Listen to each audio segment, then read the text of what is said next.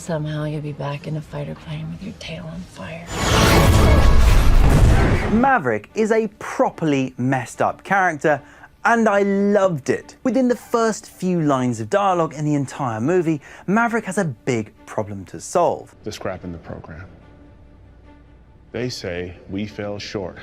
The contract threshold is Mach 10. This ruthlessly efficient script writing enables quick conflict where Maverick can reveal his character. Mach 10?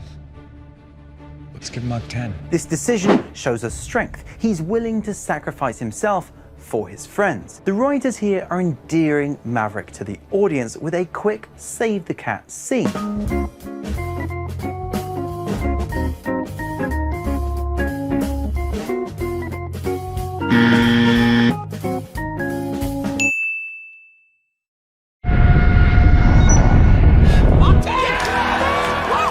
Maverick meets the target speed, much to the chagrin of a gravelly-voiced general. Therefore, the Save the Cat mission is complete, and we're allowed to like Maverick. We now get the next layer of his character. He craves to know the limits. This selfish urge endangers his life and even the program, and reveals that he hasn't grown much since the last movie. Just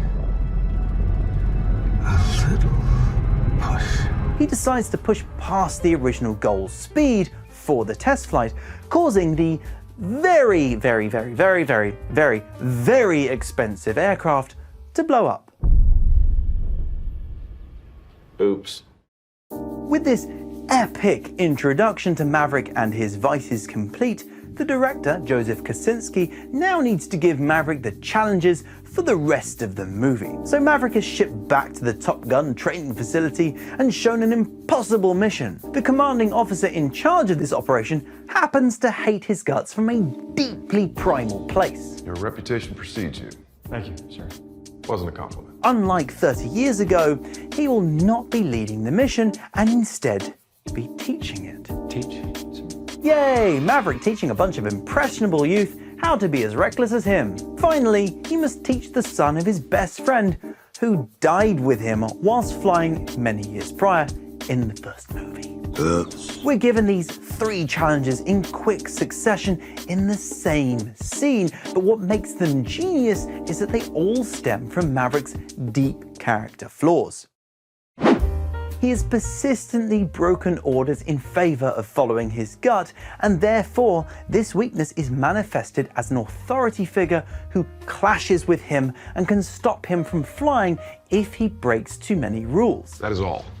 He has always been the one to swoop in and save the day. But he must now take a back seat. He must take responsibility for these young pilots and their ability to save themselves, swallowing his ego in the process.